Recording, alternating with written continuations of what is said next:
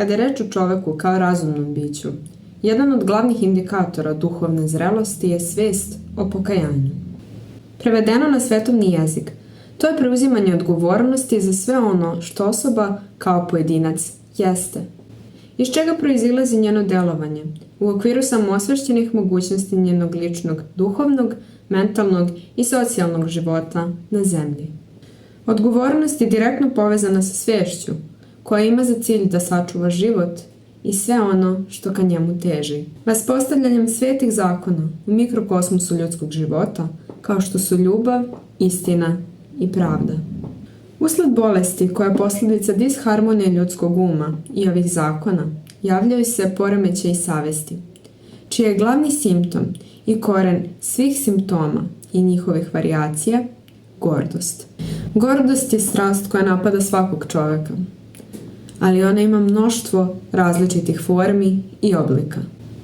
Ona je glavni faktor poteškoća preuzimanja odgovornosti i sredstvo kojim se pali bori protiv savesti.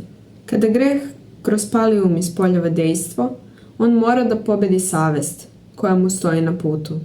Tada se odvija manipulacija uma koja ima za cilj da ubedi individu u razne ograničenja, kao i da pomeša činjenice na način da omete, zbuni i učini čoveka da se osjeća bespomoćno i uplašeno. Primjeri za ovo su bezbrojni, ali ja ću navesti one koji su u mom shvatanju dostupniji od drugih. Globalizacija odgovornosti. Odlikuje se apstrakcijom delovanja nadahnutom mesijanskim duhom. U okviru ove apstrakcije čovek nesvesno ignoriše prilike da deluje u svom primarnom polju, koje čini on sam, njegova porodica, prijatelji i poznanici.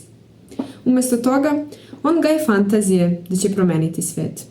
Ponekad to i pokušava, ali ne izlečivši prvo sebe i svoje najbliže, on neminovno pada u beznadežnost i očaj. Difuzija odgovornosti. Pojedini psihosocijalni eksperimenti pokazuju da se verovatnoća da će neko pomoći u nesrećenoj osobi smanjuje sa povećanjem broja ljudi koji se nalaze u neposrednom okruženju te osobe. Ovo se dešava jer svi očekuju da će neko drugi da pomogne i ne žele da remete svoj komfor, što je očigledan znak samoljublja i nedostatka ljubavi. Negiranje i prišivanje odgovornosti. Nisam ja kriv, krivi su drugi. Ovo je klasični obrazac koji umrtljene savesti koristi kako bi opravdao sebe i izbegao kognitivnu disonancu, psihološku tenziju koja se javlja kada se objektivna realnost ne uklapa u našu sliku o sebi i svetu. Čovek podlegao ovakvom obrascu će, na primjer, pre reći da je kriv njegov čukundeda koji mu je preneo gene za alkoholizam, nego on sam i njegov lični izbor da bude alkoholičar. Univerzalizacija odgovornosti. Svi smo mi krivi i svet je užasno mesto. Ovaj način razmišljanja vodi u depresiju i nihilizam i negira sopstvenu odgovornost, ističući kolektivnu odgovornost. Uvek je lakše kad nisam samo ja problem i to mi daje prostora da se opravdam, a u isto vreme delujem odgovorno.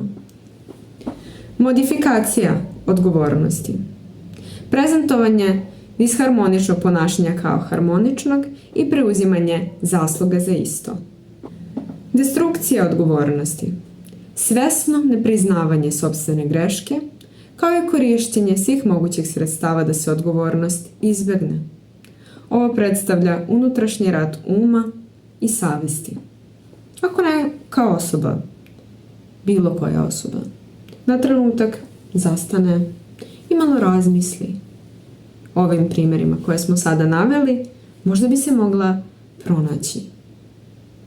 To je zato što svi ljudi, sve do jednog čoveka, imaju problem u nekom aspektu svog života sa preuzimanjem odgovornosti. Možda preuzimanje odgovornosti, izvedeno iz svega ovoga, deluje kao nemoguća misija. Ali ono što je ljudima nemoguće, Bogu je moguće. I on nam, kao lekar nad lekarima, daje recept i propisuje lek protiv ovog otrova, a to je život u pokajanju. Pokajanje je dar i mnogo je više od samog osjećaja krivice. To je saznanje o metafizičkoj komponenti porekla zla. Podrazumeva sveobuhvatnu samorefleksiju, priznanje sopstvene nemoći, opraštanje sebi i drugima zbog iste i povratak duhu istine i svetlosti. Ono je mnogo dublje od lične odgovornosti, ali je lična odgovornost ogledalo naše težnje ka njemu.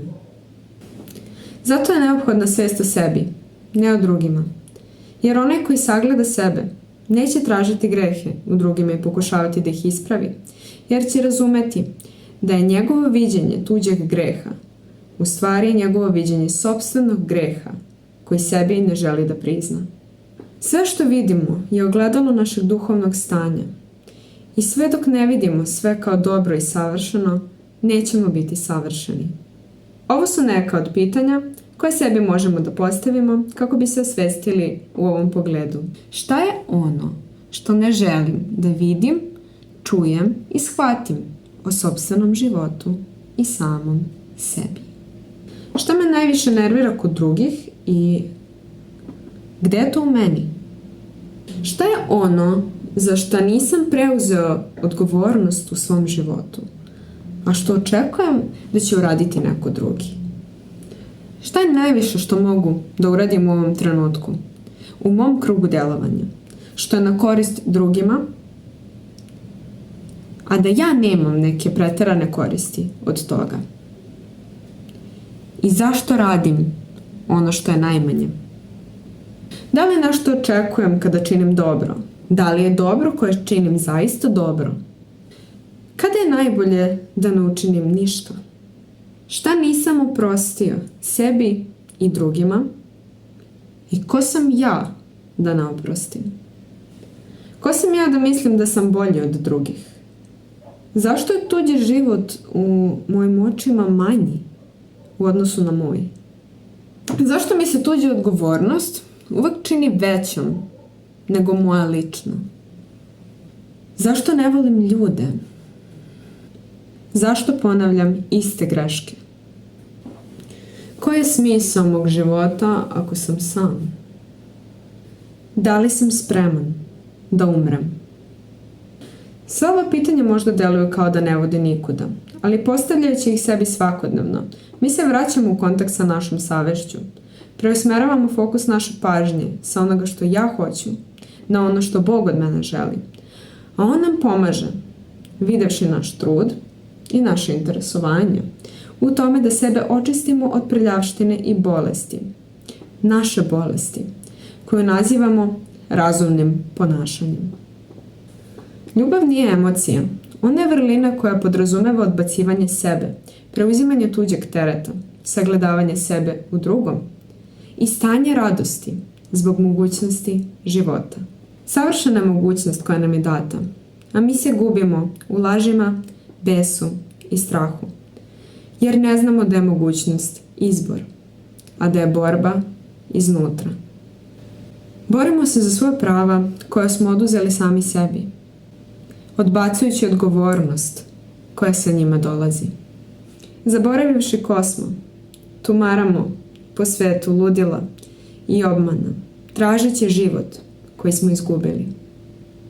Mi smo ništa bez drugih, ali smo se izolovali u laž ega, da smo samostalni i posebni. Ali ništa nije samo po sebi. Sve je u kontekstu i u odnosu na nešto. Kada umrem, ne želim da me pamte, jer ne želim da umrem. Želim da živim sa svima i kroz sve, u radosti. Sanjala sam da sam kod bake i da se kuhinja, ta prostorija, povećava. I da su tu svi ljudi koje sam ikada volela. I osjetila sam neizmernu radost. I razmišljam, to je ljubav. Neizmerna, nemerljiva radost. Zbog mogućnosti života u međusobnom prepoznavanju života u svetlosti. I za kraj jedan mali zaključak. Kada bi se svako bavio svojim grehom, ne bi mu preostalo do kraja života vremena da se bavi tuđim.